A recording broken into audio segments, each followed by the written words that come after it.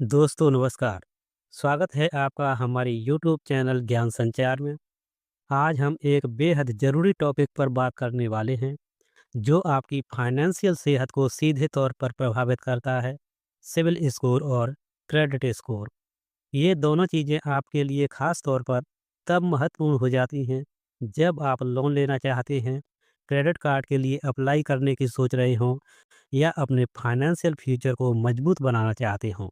क्या आपने कभी सोचा है कि जब आप बैंक से लोन लेते हैं या क्रेडिट कार्ड के लिए अप्लाई करते हैं, तो बैंक कैसे तय करता है कि आपको लोन देना चाहिए या नहीं?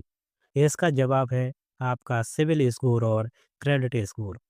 ये स्कोर बताते हैं कि आप अपने लोन या उधारी को कितनी अच्छी तरह से चुकाते हैं और इस आधार पर बैंक आपको लोन या क्रेडिट कार्ड की मंजूरी देते हैं।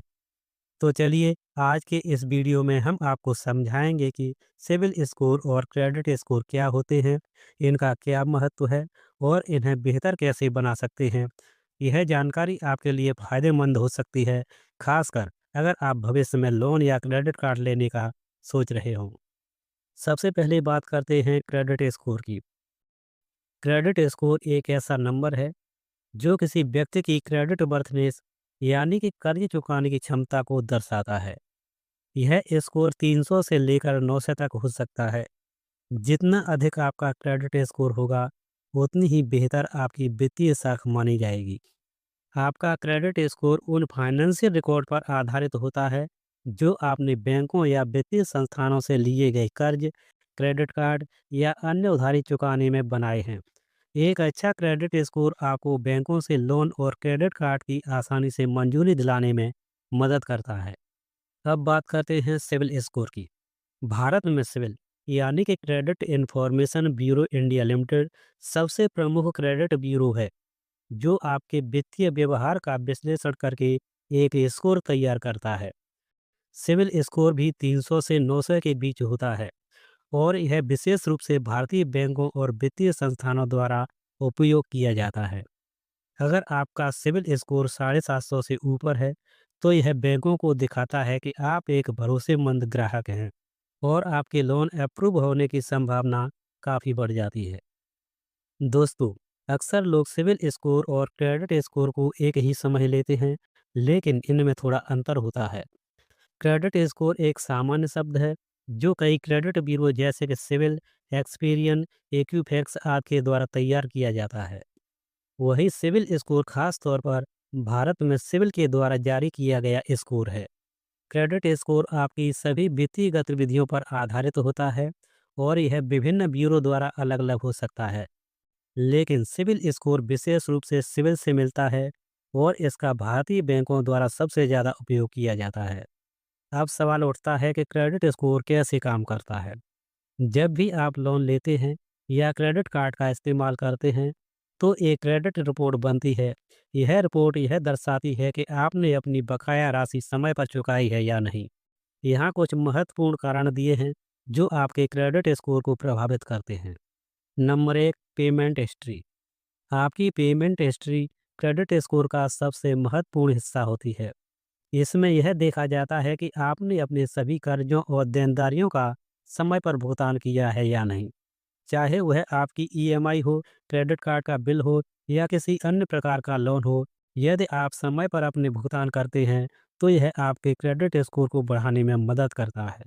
यदि आप देरी से भुगतान करते हैं या भुगतान नहीं करते हैं, तो इसका नकारात्मक असर आपके क्रेडिट स्कोर पर पड़ता है, जिससे भविष्य में लोन या क्रेडिट कार्ड बनवाने में दिक्कत हो सकती है। समय पर भुगतान करने से बैंकों और वित्तीय संस्थानों को यह भरोसा होता है कि आप एक जिम्मेदार उधारकर्ता हैं और वे आपको भविष्य में कम ब्याज दरों पर लोन देने के लिए तैयार हो जाते हैं। नंबर दो, क्रेडिट उपयोग। क्रेडिट उपयोग आपके कुल क्रेडिट का वह हिस्सा है जिसे आपने इस्तेमाल किया है। इसे क्रेडिट यूटिलाइजेशन रेशियो कहा जाता है। मान लें कि आपके पास कुल 1 लाख रुपए का क्रेडिट लिमिट है और आपने उसमें से 30,000 रुपये का उपयोग किया है, तो आपका क्रेडिट यूटिलाइजेशन रेशियो 30% होगा। विशेषज्ञों के अनुसार आपका क्रेडिट उपयोग 30% या उससे कम होना चाहिए, क्योंकि इससे यह संकेत मिलता है कि आप अपने क्रेडिट को जिम्मेदारी से इस्तेमाल कर रहे हैं। अगर आप 30% से ज़्यादा उपयोग करते हैं, तो इसका नकारात्मक प्रभाव आपके क्रेडिट स्कोर पर पड़ता है। नंबर 3, क्रेडिट हिस्ट्री की लंबाई। क्रेडिट हिस्ट्री की लंबाई यह दर्शाती है कि आपने कितने समय से क्रेडिट का उपयोग किया है। यदि आपकी क्रेडिट हिस्ट्री लंबी और सकारात्मक है, तो इसका आपके क्रेडिट स्कोर पर अच्छा प्रभाव पड़ता है। यह बैंकों और वित्तीय संस्थानों को यह दिखाता है कि आप एक अनुभवी और जिम्मेदार उधारकर्ता हैं, जिसने लंबे समय से अपने कर्ज का सही से भुगतान किया है। इसलिए यदि आपके पास में पुराना क्रेडिट कार्ड या लोन अकाउंट है, तो उसे बंद करने के बजाय जारी रखें। एक लंबी और अच्छी क्रेडिट हिस्ट्री से भविष्य में आपको लोन या क्रेडिट कार्ड मिलने में आसानी हो सकती है और ब्याज दर भी कम हो सकती है। Number 4, credit mix. Credit mix का मतलब ये है कि आपके पास विभिन्न प्रकार के क्रेडिट उत्पाद, लोन या क्रेडिट कार्ड हैं और आप उन्हें सही तरीके से इस्तेमाल कर रहे हैं। उदाहरण के लिए, आपके पास एक पर्सनल लोन, होम लोन और क्रेडिट कार्ड हो सकते हैं। जब आप इन सभी क्रेडिट उत्पादों को जिम्मेदारी से संभालते हैं और समय पर भुगतान करते हैं, तो यह आपके क्रेडिट स्कोर को बेहतर बनाता है। बैंकों और वित्तीय संस्थानों को यह दिखाता है कि आप अलग-अलग प्रकार के कर्जों का प्रबंधन कर सकते हैं, जिससे वे भविष्य में आपको लोन देने के लिए अधिक तैयार होते हैं। नंबर 5, नए क्रेडिट आवेदन।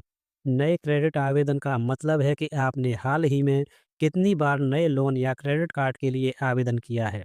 बार-बार लोन या क्रेडिट कार्ड के लिए आवेदन करना आपके क्रेडिट स्कोर पर नकारात्मक असर डालता है। हर बार जब आप नया क्रेडिट आवेदन करते हैं, तो वित्तीय संस्थान आपका क्रेडिट स्कोर चेक करते हैं, जिसे हार्ड इंक्वायरी कहा जाता है। अगर आप बार-बार ऐसा करते हैं, तो यह दिखाता है कि आप लगातार अधिक उधारी लेने की कोशिश कर रहे हैं, जो आपकी वित्तीय स्थिति को कमज़ोर दर्शा सकता है। इसलिए जब तक बहुत ज़रूरी न हो, बार-बार क्रेडिट आवेदन करने से बचें। नंबर 6, लोन और क्रेडिट कार्ड के लिए आवेदन कैसे करें? जब आप लोन या क्रेडिट कार्ड के लिए आवेदन करते हैं, तो बैंक या वित्तीय संस्थान सबसे पहले आपका क्रेडिट स्कोर चेक करते हैं। अगर आपका स्कोर अच्छा है, तो लोन की मंजूरी जल्दी हो जाती है और आपको बेहतर ब्याज दर पर लोन मिल सकता है। इसलिए अपना क्रेडिट स्कोर हमेशा अच्छा बनाए रखना जरूरी है। अगर आपका स्कोर कम है, तो आप लोन पाने के लिए कड़ी शर्तों का सामना कर सकते हैं या आवेदन रद्द हो सकता है। तो दोस्तों, उम्मीद है कि आपको सिविल स्कोर और क्रेडिट स्कोर के बारे में जानकारी मिल गई होगी। अगर आपको यह वीडियो पसंद आया हो, तो इसे लाइक करें, चैनल को सब्सक्राइब करें। आने वाले वीडियो में हम और भी फाइनेंशियल टिप्स और ट्रिक्स लेकर आएंगे, जिससे आप अपने वित्तीय जीवन को और बेहतर बना सकें। धन्यवाद।